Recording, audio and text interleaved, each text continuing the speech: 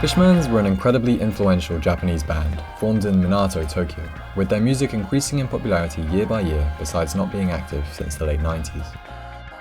They were a dub, reggae, and in later years dream pop band, and are renowned for their unique sound and the distinctive androgynous vocals of the lead singer Shinji Sato. Fishmans were formed in 1987 with the starting lineup of frontman Shinji Sato, kin-ichi on the drums, and Kensuke Ojima, who did the vocals and played guitar. Shinji Sato is definitely an eccentric man. Probably a bit weird, but I think that just makes him so interesting. Shortly after the three came together, they recruited Yuzuru Kashiwabara for the bass and Hakusei on the keyboard. The evolution of Fishmans throughout the late 80s and into the 90s is quite the unusual one. For the first half of their career, they stuck to creating reggae and dub music, with the releases of albums such as Chappie Don't Cry, King Master George, Neo Yankees Holiday, and Orange. These albums were all fairly well received today. However, at the time, they weren't enough to break Fishmans out of the Japanese underground. I definitely really enjoy Chappie Don't Cry and King Master George. Their earlier music is definitely fun and quite laid back. I mean, I do prefer their later music quite a lot, but I guess these albums are what got me into things like dub and reggae, which is still what I listen to a lot now. However, things started to change for the Fishmans in 1996 with the release of their album Kuchu Camp.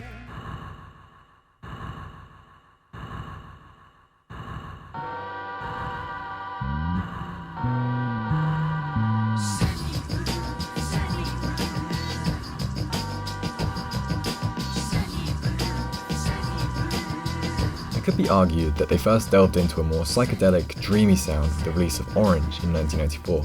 However, Kuchu Camp is where the band really came into their own. This album was very fun, hypnotic, and well put together.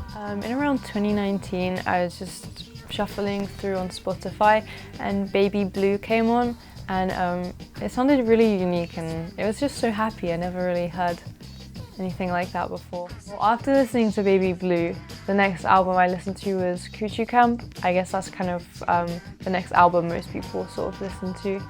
I really do enjoy that album. It's definitely one of my favourites. Before this album, they had previously recorded with Poly Canyon Records, however left the label after the release of Orange and signed with Polydor Records. It's evident that the overall quality of the music increased and allowed for the Fishmans to display the full potential of their talent. They were now able to record longer songs, which would become a feature of their music that they are renowned for today. 1 year after Kuchu Camp's release, they followed up with Uchu Nippon Setagaya. Uchi Nippon Setagaya is Fishman's most acclaimed album that isn't a live album, with a 4 out of 5 star rating on rateyourmusic.com. I find this album perfect for any environment really, studying, relaxing. It's super atmospheric. This album was an incredibly strong finish to their series of previous studio albums, a lovely, ambient and atmospheric finale to a bright and interesting musical career.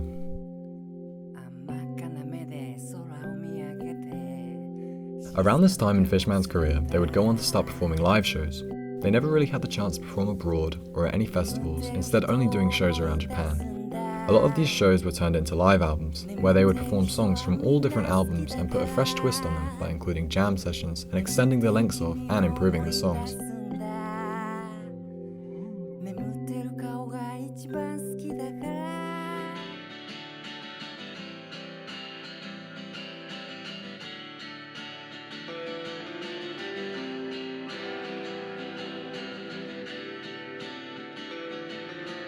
Two years after Uchu Nippon Setagaya, they would perform what was set to be their most important live show yet, that show being at the Asasaka Blitz on the 28th of December 1998. This performance was a farewell to the bassist Yuzuru Kashiwabara, who was set to depart from the band. Therefore, Fishmans knew they had to pull together all their strings to achieve the best live performance they could possibly give. Anyone attending this show was in for a special night, and an unforgettably passionate, uplifting, and surreal experience. And as expected, Fishmans pulled off one of the greatest live performances of all time, being rated the #1 live album of all time and the 47th best album of all time on rateyourmusic.com. I agree with everyone who says A Man's Farewell is the greatest live album ever released. It's just a collection of their greatest songs, and somehow they improve on all of them. starting with a jam session where Sato introduces the band, stating their names and corresponding instrument.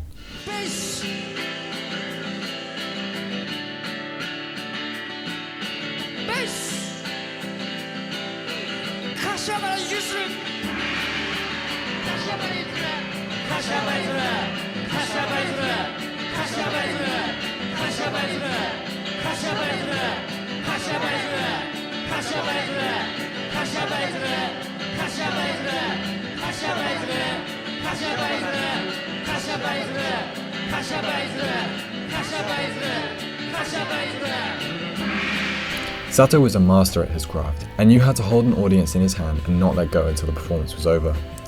Once the jam session titled Oh Slime had concluded, the curtain lifted and they played their biggest hit, Nightcruising. This song would serve as a calm and peaceful introduction to the 2-hour and 10-minute concert that had just begun. The whole album is just filled with such special moments. I love the way Sato builds up the crowd's suspense at the beginning by introducing the band. After the Oh Slime intro, he goes straight into Nightcruising, which again is just an amazing song. Even some songs from the earlier albums are played, such as Ikarata Baby, which has to be another one of my favourites from the album. The final song Fishmans performed that night was Long Season, an originally 35-minute song that turned into a 41-minute behemoth of masterful live music.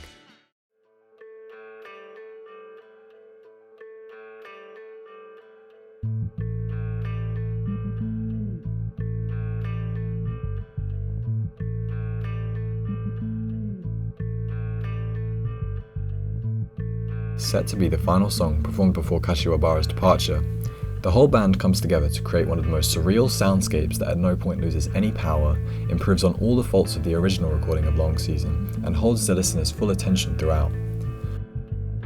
Long Season is divided into 5 parts as it slowly progresses throughout the song.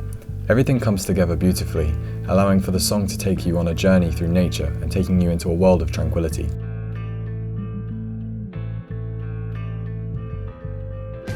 The final minutes of Long Season is sure to send goosebumps down your whole body, as every instrument comes together and Sato's passionate vocals continue at full throttle, a truly perfect way to end the night and send off Kashiwabara. Tragically, in the most bittersweet fashion, Shinji Sato would pass away due to an unforeseen heart condition 3 months after the release of Man's Farewell, on March 15th of 1999. He was only 33 years old and still had great plans for Fishmans after their slew of live performances had finished. However, these plans would unfortunately never come to fruition. There are many reports of Sato's worsening condition being evident during the last shows. Before the final concert, Fishman's manager Ueda described Sato as away from everyone, even in the dressing room during the tour. He was concentrating hard by himself. We had everyone, even his family, out of the room, except for the staff.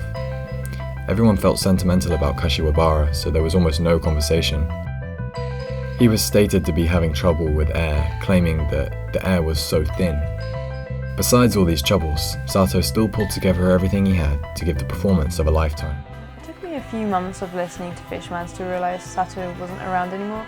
I think I realised when I realised they hadn't released a new full-length album since the late 90s. So when I found out he died, it really changed the way the music felt completely. So I did a little research into Fishmans, and then I re-listened to the last live album, and yeah, after listening to it again, it really just changed the entire feeling.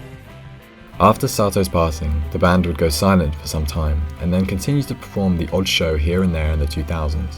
They would release some live albums in the following years, and even some covers such as the 2018 cover of Nightcruising. Shinji Sato was undoubtedly an incredible frontman, singer and musician, and to this day, 20-odd years on, his legacy still remains as the Fishmans are rapidly increasing in popularity, with a full-length documentary releasing as of this year. Since Sato's passing, especially in the past few years, Fishmans have only really grown in popularity, especially since their music is now being released on Western streaming platforms. A new wave of fans have come along, such as myself. It really keeps the band growing. And Shinji Sato's legacy will continue into the future. I think it's impressive that they can keep growing after not releasing an album in so long. As of recently, they are gaining more fans than they ever did in the 90s due to sites like Rate Your Music giving A Man's Farewell the status of best live album of all time. The future for Fishmans is looking bright, and I'm sure their popularity will only continue to increase.